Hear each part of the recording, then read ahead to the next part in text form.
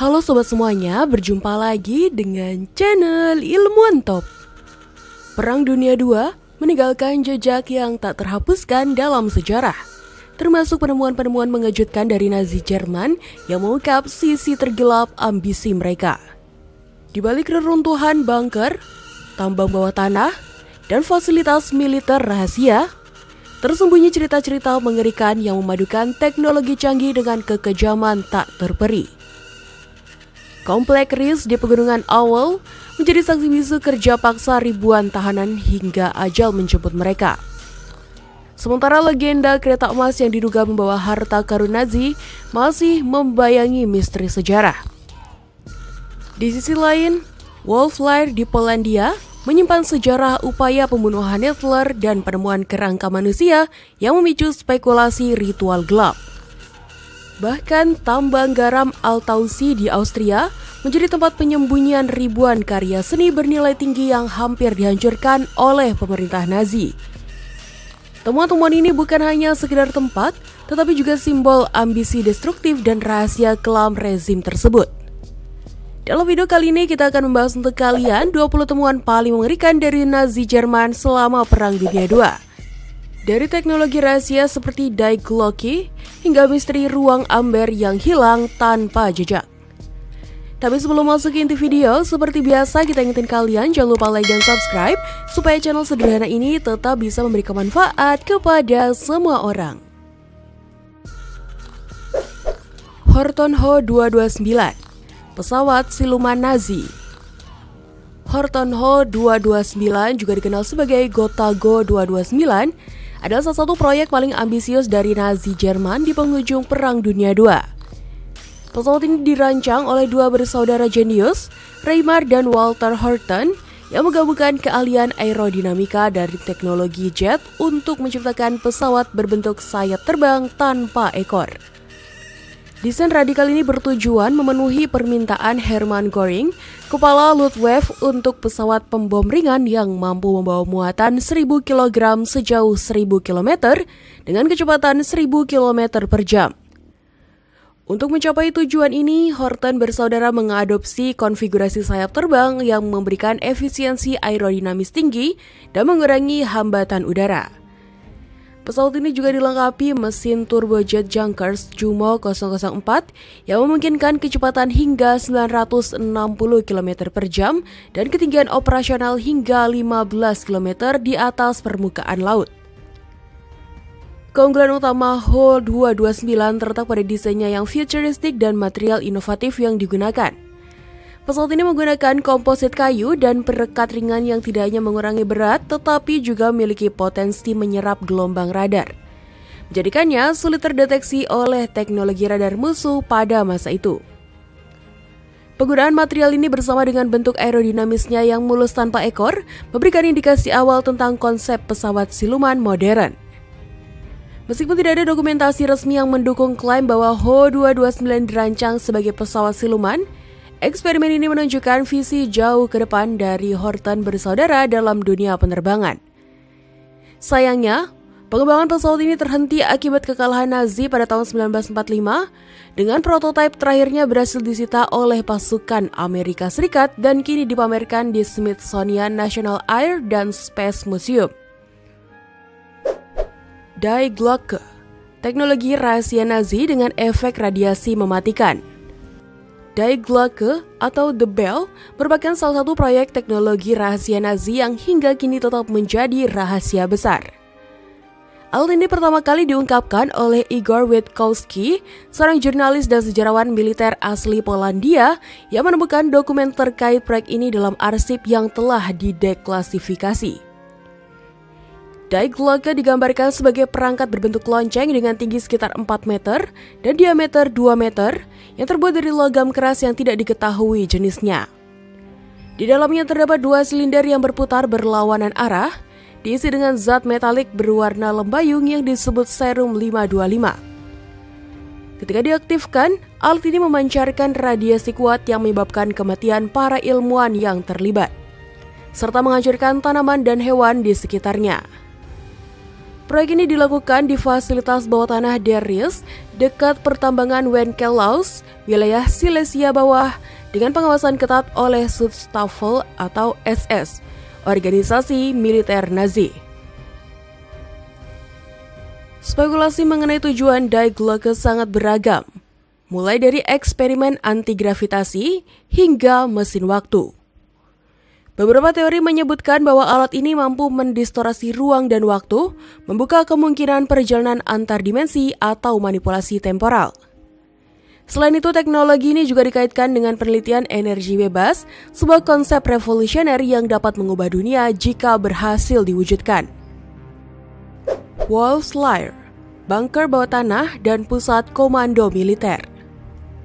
Wolf's Lair atau sarang serigala adalah kompleks bunker raksasa yang dibangun oleh Nazi Jerman di tengah hutan Masuria, Polandia pada tahun 1941. Tempat ini dirancang sebagai markas besar militer Adolf Hitler di front timur selama Perang Dunia II. Kompleks ini terdiri dari sekitar 200 bangunan, termasuk bunker beton yang diperkuat dengan baja setebal 2 meter, barak militer, stasiun kereta api, dan lapangan udara. Untuk menjaga kerahasiaan dan keamanannya, Wolf's Lair dikelilingi oleh zona eksklusi yang dijaga ketat, medan ranjau sepanjang 10 km, serta pos penjagaan bersenjata.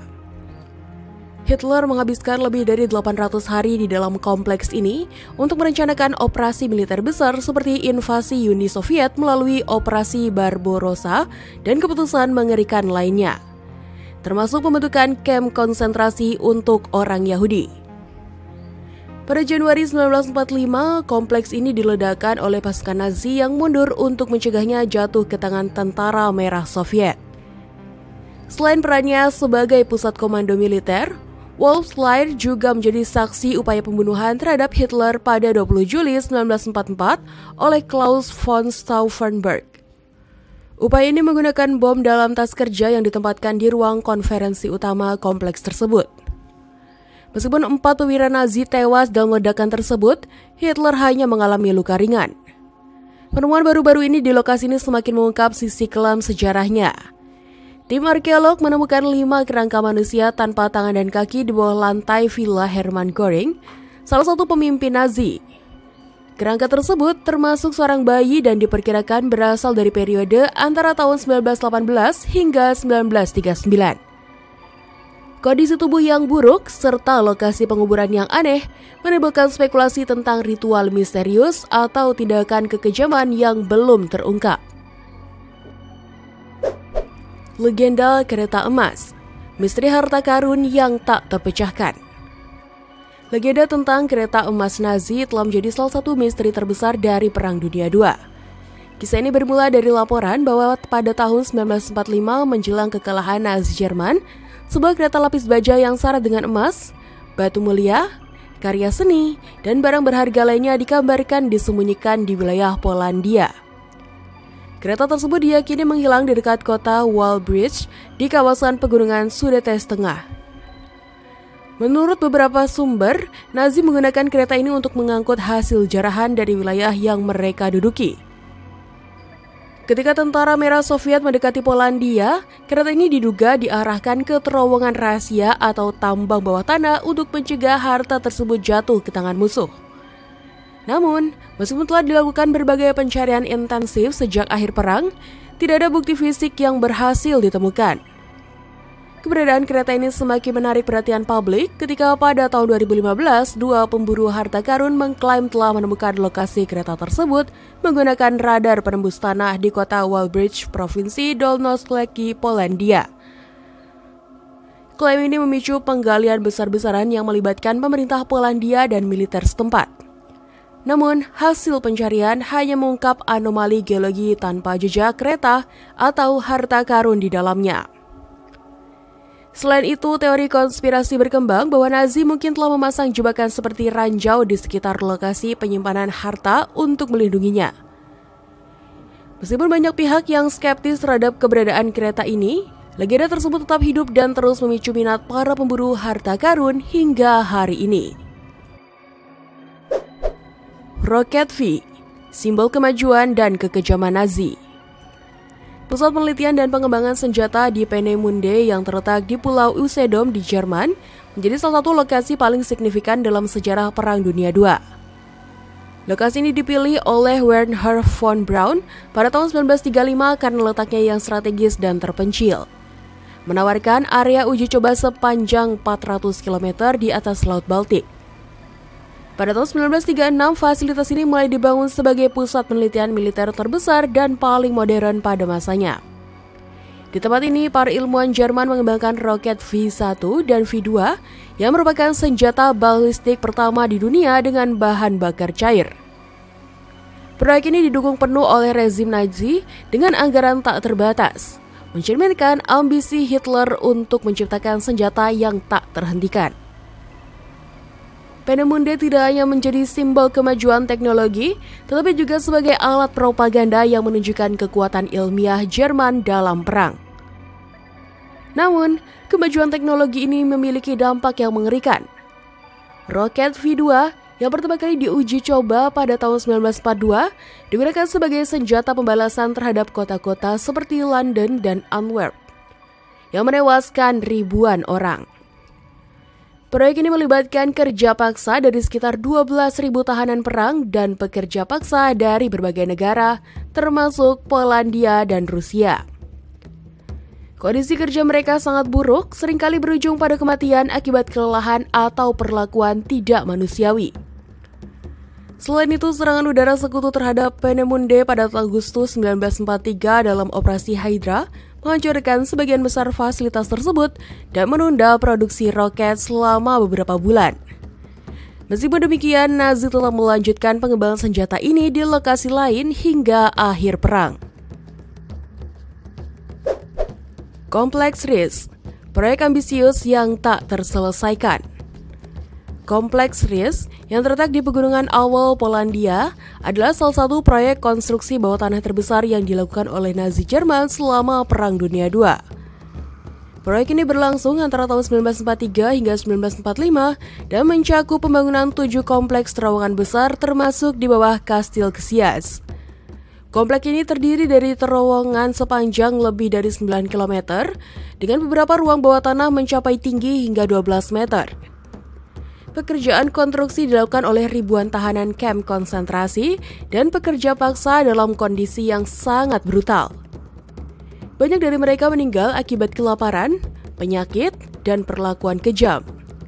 Meskipun hanya sekitar 11% dari struktur ini diperkuat dengan beton, kompleks ini tetap menjadi salah satu proyek paling ambisius Nazi yang tidak pernah selesai sepenuhnya. Tujuan utama dari Kompleks Ries masih menjadi misteri hingga saat ini karena kurangnya dokumentasi yang jelas. Beberapa teori menyebutkan bahwa kompleks ini dirancang sebagai markas bawah tanah baru untuk Adolf Hitler dan pusat komando militer tertinggi Jerman. Dokumen rahasia seperti Geheime Recherche 91/44 menunjukkan bahwa salah satu kompleks mungkin direncanakan sebagai bunker pribadi Hitler sekaligus tempat bagi komando militer darat dan udara Jerman. Selain itu, ada spekulasi bahwa terowongan-terowongan ini dimaksudkan untuk menjadi pabrik senjata bawah tanah guna mendukung upaya perang Nazi. Namun, tidak ada bukti konkret yang mengungkap tujuan pasti dari jaringan terowongan ini, sehingga tetap menjadi teka-teki sejarah yang belum terpecahkan. Ruang Amber, karya seni megah yang hilang. Ruang Amber atau Amber Room adalah sebuah ruangan bersejarah yang terkenal karena keindahannya dan misteri yang menyelimutinya. Dibangun pada awal abad ke-18 oleh Andreas Klüter, seorang arsitek asal Jerman, dan pengerjaannya melibatkan pengrajin amber Denmark, Gottfried Wolfram, serta ahli lainnya. Awalnya, ruang amber dimaksudkan untuk menghiasi istana Charlottenburg, kediaman resmi Raja Prusia pertama di Berlin. Namun kemudian dipindahkan ke Istana Catherine di Rusia pada tahun 1716 sebagai hadiah diplomatik dari Raja Frederick William I dari Prusia kepada Tsar Peter Agung Rusia. Ruangan ini dihiasi panel-panel amber, cermin, dan daun emas yang memukau. Dengan berat total lebih dari 6 ton dan luas sekitar 55 meter persegi, serta panel-panel batu amber menjadikan salah satu karya seni yang luar biasa di dunia. Bahkan ruang amber sering disebut sebagai keajaiban dunia ke-8 karena keindahan dan kemewahannya. Selama lebih dari 2 abad, ruang amber menjadi simbol kemewahan Rusia dan berfungsi sebagai ruang meditasi hingga akhirnya menjadi lokasi koleksi seni yang sangat berharga. Nasib tragis ruang amber dimulai pada tahun 1941 saat Perang Dunia II. Pasukan Nazi Jerman yang menduduki Istana Catherine di dekat Saint Petersburg selama invasi ke Uni Soviet membongkar ruangan tersebut dalam waktu 36 jam. Panel-panelnya dikemas dalam peti dan dibawa ke Kastil Königsberg di Prusia Timur. Di sana, ruangan itu dipasang kembali untuk dipamerkan sebagai trofi milik Jerman. Namun, pada tahun 1944, Königsberg dihancurkan oleh pemboman sekutu dan invasi Soviet. Setelah itu, jejak ruang amber menghilang tanpa bekas. Beberapa teori menyebutkan bahwa ruangan tersebut hancur dalam pemboman, sementara spekulasi lain menyatakan bahwa Nazi menyembunyikan di terowongan bawah tanah atau bahkan di kapal selam yang tenggelam di Laut Baltik. Hingga kini, keberadaan ruang amber tetap menjadi salah satu misteri terbesar Perang Dunia II. Menara Flak, benteng terakhir pertahanan Nazi di Berlin.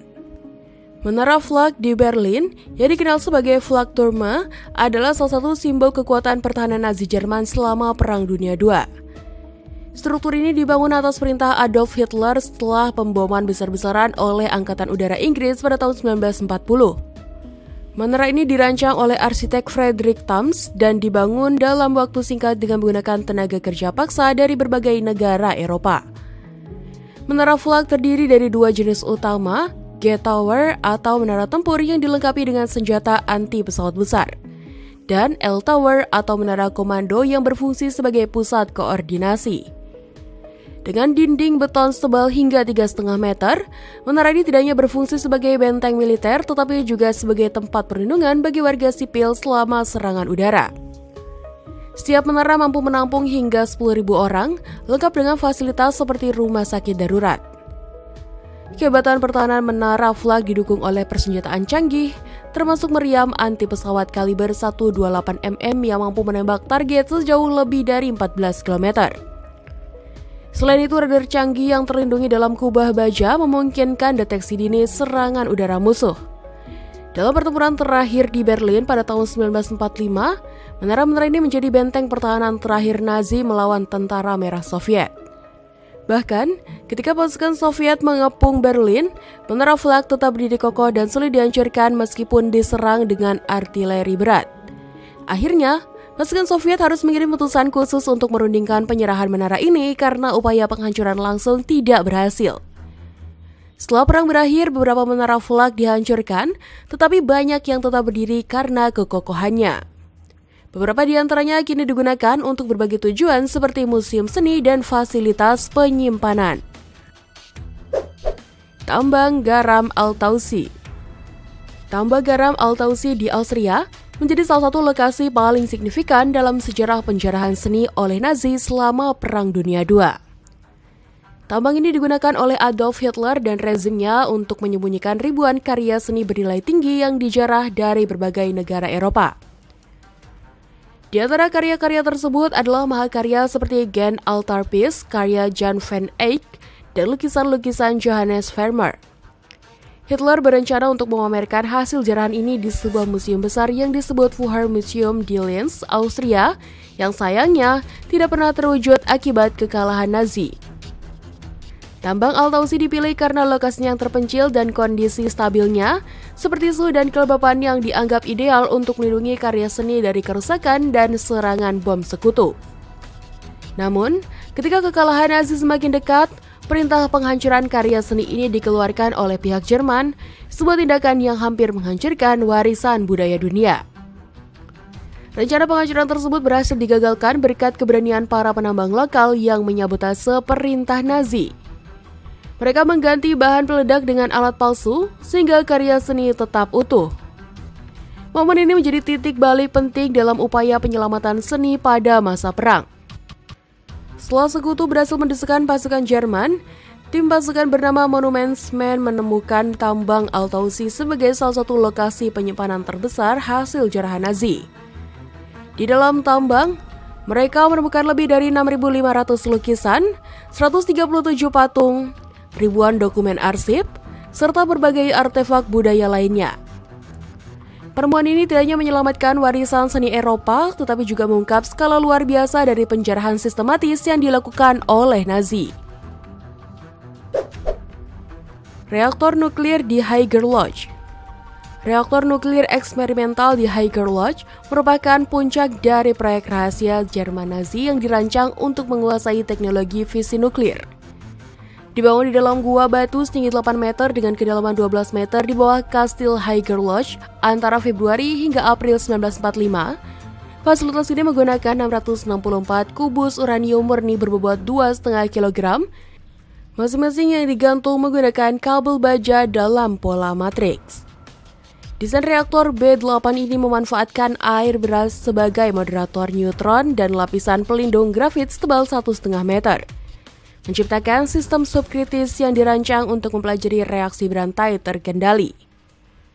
Meskipun para ilmuwan Jerman pimpinan Werner Heisenberg berhasil mendeteksi peningkatan neutron selama eksperimen, analisis pasca perang menunjukkan reaktor hanya mencapai 13% dari massa kritis yang diperlukan untuk reaksi berantai mandiri. Upaya mencapai kondisi kritis rambat oleh keterbatasan material dan desain. Air berat yang tersedia hanya 1,5 ton dari 10 ton yang dibutuhkan, sementara penggunaan grafit dengan tingkat kemurnian tidak memadai mengurangi efektivitas moderasi neutron. Meskipun tim Heisenberg menyembunyikan material nuklir dan dokumen penelitian di lokasi terpisah termasuk mengubur kubus uranium di ladang dekat gereja, dan menyegel laporan rahasia dalam drum anti-air pasukan sekutu dari Operasi Alsos, berhasil menyita 659 kubus uranium serta 1,5 ton air berat pada April 1945. Analisis forensik modern terhadap sisa kubus uranium mengungkapkan tingkat radiasi neutron yang sangat rendah yang membuktikan bahwa reaktor Jerman tidak pernah mendekati ambang kritis dan mustahil menghasilkan plutonium untuk senjata nuklir. Harta karun di tambang garam Merkers. Pada April 1945, pasukan Amerika Serikat menemukan salah satu harta karun terbesar yang pernah disembunyikan oleh rezim Nazi di tambang garam Merkers, Thuringia, Jerman. Penemuan ini terjadi ketika Divisi Infanteri ke-90 dari Angkatan Darat Ketiga Amerika di bawah Komando Jenderal George Patton berhasil merebut wilayah tersebut. Di dalam tambang yang terletak puluhan meter di bawah tanah, ditemukan emas batangan, koin emas, mata uang asing, perhiasan, karya seni tak ternilai, hingga barang-barang curian dari hasil korban Holocaust seperti gigi emas. Harta tersebut mencakup cadangan emas Reichsbank yang dirampas dari berbagai negara yang diduduki Nazi selama Perang Dunia II. Selain itu, tambang ini juga menyimpan koleksi seni dari museum-museum besar di Berlin yang sengaja dipindahkan untuk melindungi aset-aset budaya Jerman dari serangan sekutu. Penemuan ini mengungkap skala penjarahan sistematis yang dilakukan oleh Nazi terhadap negara-negara yang mereka kuasai dan terhadap korban Holocaust. Rezim Nazi tidak hanya merampas cadangan emas dari bank-bank sentral negara-negara Eropa, tapi juga menyimpan barang-barang berharga milik individu, terutama dari kaum Yahudi yang menjadi korban Holocaust. Perhiasan dan benda berharga lainnya seringkali diambil langsung dari para tahanan di kamp konsentrasi sebelum mereka dibantai. Bahkan, gigi emas para korban dicabut untuk dilebur menjadi batangan emas. Kapal selam U-864 kargo beracun di dasar samudra. Kapal selam U-864 milik Jerman Nazi adalah salah satu temuan paling mengerikan dari Perang Dunia II, baik karena misinya yang rahasia maupun dampak lingkungan yang ditinggalkannya. U-864 yang merupakan kapal selam tipe IXD-2 dirancang untuk beroperasi lintas samudra jarak jauh dan dilengkapi teknologi snorkel canggih yang memungkinkan kapal tetap terendam dangkal sambil menghirup udara dari permukaan. Pada Desember 1944, kapal ini meninggalkan Kiel sebagai bagian dari operasi Caesar, sebuah misi rahasia untuk mengirim pasukan strategis ke Jepang. Mencakup 65 ton merkuri beracun dalam 1.857 tabung baja, komponen pesawat jet, serta insinyur dari ahli Jepang.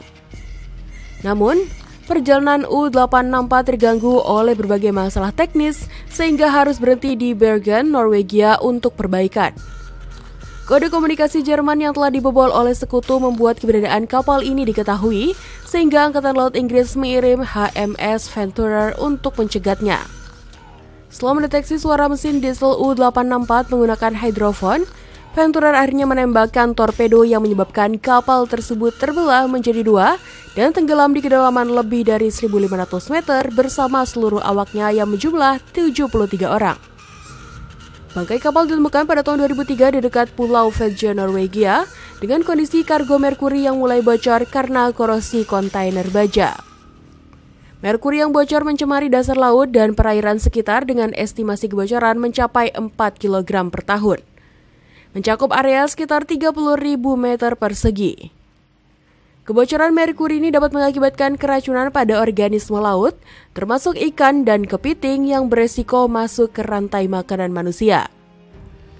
Menyebabkan gangguan serius pada saraf, ginjal, dan jantung, serta komplikasi fatal seperti gagal ginjal dan juga kerusakan otak. Bunker di Kepulauan Channel. Saksi bisu kekejaman di pulau terpencil.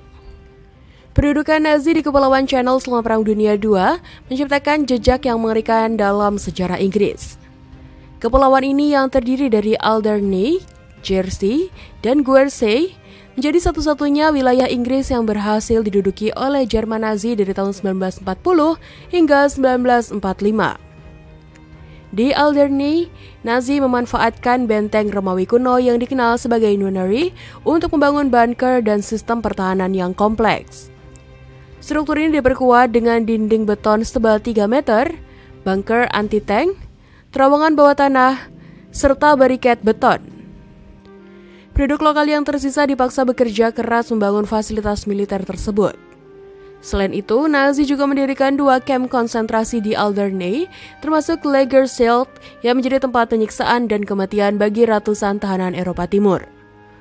Penelitian arkeologis menunjukkan bahwa kondisi di kamp tersebut sangat buruk, dengan ruang sempit dan kebersihan minim yang menyebabkan penyakit mematikan seperti tipes. Bunker dan terowongan yang dibangun di Kepulauan Channel tidak hanya berfungsi sebagai perlindungan militer, tetapi juga menjadi saksi bisu dari ambisi destruktif Nazi. Struktur ini dirancang untuk mempertahankan posisi strategis pulau-pulau tersebut dari serangan sekutu. Dalam beberapa kasus, bunker-bunker ini dibangun di dalam reruntuhan benteng Romawi kuno, menciptakan perpaduan antara arsitektur masa lalu dan modernitas militer Nazi. Harta curian di Frankfurt. Pada masa akhir Perang Dunia II, pasukan Amerika Serikat menemukan sejumlah besar harta jarahan Nazi yang disimpan di ruang bawah tanah di Frankfurt, Jerman. Harta ini mencakup emas, perhiasan, dan barang-barang berharga lainnya yang sebagian besar berasal dari korban Yahudi, termasuk mereka yang menjadi korban Holocaust. Penemuan ini menjadi salah satu bukti nyata dari skala besar penjarahan yang dilakukan Nazi selama perang. Selain itu, ditemukan pula dokumen-dokumen yang menunjukkan bahwa Nazi telah menyembunyikan kekayaan mereka di berbagai lokasi rahasia di Eropa, termasuk tambang, gua, dan bahkan danau. Penemuan ini mengungkap bagaimana rezim Nazi secara sistematis merampas kekayaan individu dan institusi di wilayah yang mereka kuasai. Harta jarahan ini bukan hanya berupa emas batangan atau perhiasan, tetapi juga karya seni bernilai tinggi, artefak keagamaan, dan barang antik yang tak ternilai harganya. Eagle's Nest, bangunan monumental yang terletak di puncak Gunung Kelstein. Eagle's Nest atau Kelsteinhaus dalam bahasa Jerman adalah bangunan monumental yang terletak di puncak Gunung Kelstein, bagian dari pegunungan Alpen di Berchtesgaden. Dibangun antara tahun 1937 dan 1938 sebagai hadiah untuk ulang tahun ke-50 Adolf Hitler. Struktur ini dirancang oleh Martin Bormann, salah satu tokoh kunci Nazi. Bangunan ini memiliki tujuan utama sebagai tempat pertemuan diplomatik dan simbol kekuatan rezim Nazi. Akses ke Eagle's Nest melibatkan jalan curam sepanjang 6,5 km yang dibangun dengan bantuan lebih dari 1.000 pekerja paksa, serta terowongan sepanjang 100 meter yang menuju ke lift berlapis emas yang membawa orang langsung ke puncak.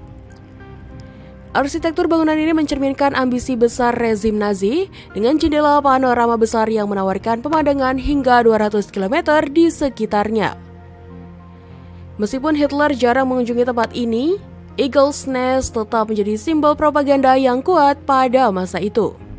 Dalam konteks sejarah Perang Dunia II, Eagle's Nest tidak hanya berdiri sebagai monumen arsitektur, tetapi juga sebagai bagian dari kompleks Obersalzberg, markas besar kedua Nazi setelah Berlin. Obersalzberg dikembangkan menjadi desa Nazi yang tertutup, lengkap dengan fasilitas militer seperti barak SS, rumah kaca besar untuk memenuhi kebutuhan vegetarian Hitler, dan bunker bawah tanah yang luas. Kompleks ini juga menjadi tempat tinggal bagi para pemimpin Nazi seperti Eva Braun dan digunakan sebagai lokasi perancangan perang serta kebijakan genosida. Pada tahun 1945, serangan udara sekutu menghancurkan sebagian besar Obersalzberg. Tetapi, Eagle's Nest tetap utuh. Bangunan ini kemudian direbut tanpa perlawanan oleh pasukan sekutu pada akhir perang. Pabrik bawah tanah di pegunungan Harz. Kerja paksa di balik teknologi militer. Selama Perang Dunia II, Nazi Jerman menghadapi tantangan besar dalam mempertahankan produksi senjata mereka akibat serangan udara sekutu yang intens. Salah satu langkah strategis yang diambil adalah memindahkan produksi senjata ke fasilitas bawah tanah yang tersembunyi di pegunungan Harz, khususnya di kompleks terowongan Konstanz di dekat Nordhausen. Fasilitas ini dikenal sebagai Mittelwerk yang merupakan bagian pabrik bawah tanah terbesar di dunia pada masa itu. Mittelwerk tidak hanya menjadi pusat produksi roket V2, tetapi juga senjata lain sebagai bom terbang V1 dan mesin jet untuk pesawat tempur Nazi. Dengan panjang lebih dari 20 km, terowongan ini dibangun dengan memanfaatkan tambang gipsum yang sudah ada sebelumnya. Proses pembangunan dan operasionalnya melibatkan kerja paksa dari sekitar 60.000 tahanan kamp konsentrasi Dora Mittelbau yang hidup dalam kondisi sangat buruk dan seringkali tidak melihat cahaya matahari selama berminggu-minggu. Sebanyak 20.000 pekerja meninggal akibat kelaparan, penyakit, dan kekerasan selama proyek berlangsung. Keputusan untuk memindahkan produksi ke bawah tanah muncul setelah serangan besar-besaran oleh Royal Air Force terhadap fasilitas Peenemünde pada Agustus 1943. Serangan ini memaksa Nazi untuk mencari lokasi yang lebih aman dari ancaman bom sekutu. Namun, kondisi di Mittelwerk jauh dari manusiawi. Para tahanan dipaksa bekerja tanpa perlindungan memadai, seringkali hanya menggunakan alat-alat sederhana untuk memperluas jaringan terowongan. Mereka juga menjadi korban kekejaman penjaga SS yang mengawasi mereka dengan brutal. Ironisnya, meskipun roket V2 dianggap sebagai salah satu pencapaian teknologi paling maju pada masa itu, senjata ini gagal memberikan dampak signifikan terhadap jalannya perang karena akurasi yang buruk dan biaya produksi yang sangat tinggi. Bahkan, lebih banyak nyawa yang hilang selama proses pembuatannya dibandingkan korban langsung dari serangan roket tersebut. Terowongan Theia, jejak kegagalan senjata pemusnah massal. Terowongan Theia yang sering dikaitkan dengan proyek-proyek rahasia Nazi selama Perang Dunia II menjadi salah satu fasilitas bawah tanah yang paling misterius dan kontroversial. Berdasarkan temuan sejarah, terowongan ini diyakini merupakan bagian dari jaringan proyek bawah tanah yang dikenal sebagai Proyek Ries. Proyek ini berlangsung antara tahun 1943 hingga 1945 di pegunungan Auwel dan Kastil Ksias. Wilayah yang saat itu merupakan bagian dari Jerman Nazi dan kini berada di Polandia. Proyek Ries melibatkan pembangunan 7 struktur bawah tanah yang sebagian besar tidak selesai. Dengan panjang sekitar 9 km, terowongan ini dirancang menggunakan tenaga kerja paksa dari tahanan perang dan kamp konsentrasi.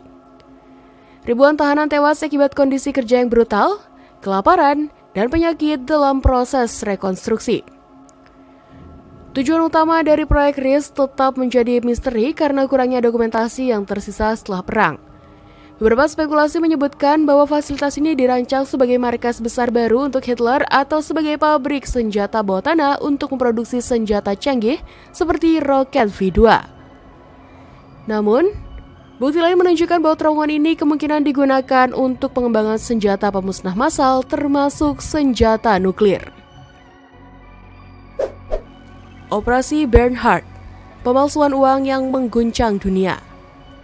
Operasi Bernhard merupakan salah satu skema pemalsuan uang terbesar dalam sejarah Perang Dunia II.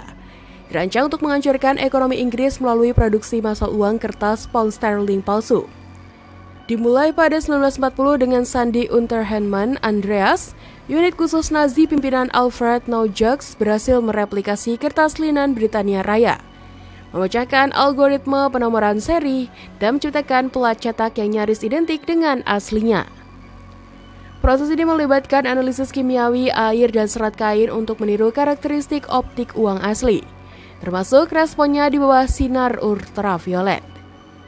Meskipun unit ini dibubarkan pada 1942 akibat konflik internal, operasi dilanjutkan pada Juli 1942 di bawah komando Bernhard Kruger, yang memanfaatkan tahanan kamp konsentrasi Sachsenhausen sebagai tenaga kerja paksa. Para tahanan termasuk ahli grafir dan matematikawan Yahudi dipaksa bekerja dalam kondisi ekstrim untuk memproduksi uang palsu dengan presisi tinggi. Selama operasi berlangsung, Nazi menghasilkan antara 132,6 juta euro hingga 300 juta euro uang palsu, setara dengan 15% total uang Britania yang beredar saat itu. Uang ini digunakan untuk membiayai operasi intelijen, termasuk pembayaran kepada mata-mata seperti Eliesa Bazna atau nama Sandy Cicero, yang menyusup ke kedutaan Inggris di Ankara, serta pendanaan operasi penyelamatan Benito Mussolini pada 1943. Pada 1944, Nazi memperluas target ke dolar Amerika Serikat, tetapi upaya ini dihambat oleh kompleksitas desain dolar dan perlambatan kerja sengaja oleh tahanan yang khawatir akan dibunuh jika proyek selesai. Meski sampel dolar $100 berhasil diproduksi, ketiadaan algoritma penomoran seri membuatnya tidak dapat diedarkan. Pasca kekalahan Jerman pada 1945, operasi ini meninggalkan jejak mengerikan. Timbunan uang palsu dan peralatan percetakan ditenggelamkan di Danau Toplitz dan Grundsee, Austria, dengan kedalaman mencapai 100 meter. Penemuan ribuan lembar uang palsu di danau tersebut pada tahun 1959 mengungkap skala kejahatan moneter yang hampir memicu krisis keuangan global. Bank of Inggris terpaksa menarik seluruh uang pecahan 5 euro ke atas dan mengganti desainnya, sementara para korban tahanan yang selamat menjadi saksi bisu kekejaman sistem kerja paksa Nazi. Terowongan Dora Mittelbau, neraka bagi tahanan kamp konsentrasi. Kamp konsentrasi Dora Mittelbau yang terletak di dekat Nordhausen, Jerman, adalah salah satu situs paling mengerikan dalam sejarah Perang Dunia II. Didirikan pada tahun 1943 sebagai subkamp dari Buchenwald, kamp ini awalnya digunakan untuk memperluas jaringan terowongan bawah tanah di Konstantin Hill. Terowongan tersebut kemudian menjadi pabrik bawah tanah untuk produksi roket balistik V2, senjata canggih Nazi yang dirancang untuk membalas serangan sekutu. Para tahanan yang berasal dari berbagai negara Eropa termasuk korban deportasi dari kamp permusnahan di timur dipaksa bekerja dalam kondisi yang sangat brutal. Mereka dipekerjakan hingga 14 jam sehari tanpa akses terhadap udara segar, sinar matahari, atau fasilitas sanitasi yang memadai. Tingkat kematian di Dora Mittelbau sangat tinggi, sekitar 20.000 dari total 60.000 tahanan tewas akibat kelaparan, eksekusi, atau penyiksaan fisik yang ekstrim selama operasi kamp ini. Produksi roket V2 di Mittelwerk, pabrik bawah tanah terbesar di dunia pada masa itu, mencerminkan ambisi teknologi Nazi sekaligus kekejaman mereka terhadap kemanusiaan. Roket ini memiliki kemampuan luar biasa, mencapai kecepatan hingga 5.760 km per jam dan ketinggian maksimum lebih dari 80 km. Namun keberadaan teknologinya dibayar dengan penderitaan manusia yang tak terbayangkan. Para tahanan bekerja di lorong-lorong sepanjang 20 km yang dingin dan lembab, seringkali tanpa makanan yang cukup atau tempat tidur untuk beristirahat. Banyak tahanan yang terlalu lemah untuk bekerja dikirim ke Auschwitz, Birkenau, atau Mauthausen untuk dibunuh. Ketika pasukan Amerika Serikat membebaskan kamp ini pada bulan April 1945, mereka menemukan pemandangan yang mengerikan. Ribuan mayat berserakan di seluruh area kamp dan hanya sedikit tahanan yang masih hidup dalam kondisi yang sangat buruk. Bunker Hitler di Berlin, pusat komando terakhir Nazi dan lokasi bunuh diri Hitler. Führer Bunker yang terletak di bawah Taman Kanzleramt baru di Berlin merupakan bunker terakhir yang digunakan Adolf Hitler selama Perang Dunia II. Dibangun dalam dua fase antara tahun 1936 dan 1944 oleh perusahaan konstruksi Hostif, kompleks bawah tanah ini terdiri dari dua bagian utama, yaitu Voorbunker dan Voorbunker. Voorbunker berada lebih dalam, sekitar 2,5 meter di bawah Voorbunker, dan dirancang untuk melindungi dari serangan udara serta berfungsi sebagai pusat komando Nazi pada hari-hari terakhir perang. Dengan dinding beton tebal, sistem pasokan listrik dan air independen, serta ruang-ruang yang dilengkapi barang-barang mewah seperti karpet mahal dan lukisan favorit Hitler, bunker ini menjadi tempat tinggal sekaligus markas bagi Hitler dan stafnya sejak Januari 1945 hingga akhir perang. Di sini pula, Hitler menikahi Eva Braun pada 29 April 1945 sebelum keduanya bunuh diri sehari kemudian. Bunker ini tidak hanya menjadi simbol kehancuran rezim Nazi, tetapi juga saksi bisu dari keputusan-keputusan terakhir yang diambil oleh Hitler. Selama 3 bulan terakhir hidupnya di Voorbunker, Hitler hidup dalam isolasi total bersama para tokoh Nazi lainnya. Operasi serangan strategis Berlin oleh Tentara Merah Soviet pada April 1945 semakin mempersempit ruang gerak mereka. Dalam kondisi fisik yang memburuk akibat penyakit Parkinson dan kecanduan opioid, Hitler tetap bertahan di bunker hingga akhirnya memutuskan untuk bunuh diri daripada menyerahkan diri kepada musuh. Jenazahnya dikremasi sesuai permintaannya agar tidak dipermalukan oleh pihak lawan. Setelah perang berakhir, Voorbunker sebagian besar dihancurkan oleh Soviet, sementara sisa-sisa bangunan ditutup untuk mencegah tempat tersebut menjadi simbol bagi ideologi neo-Nazi.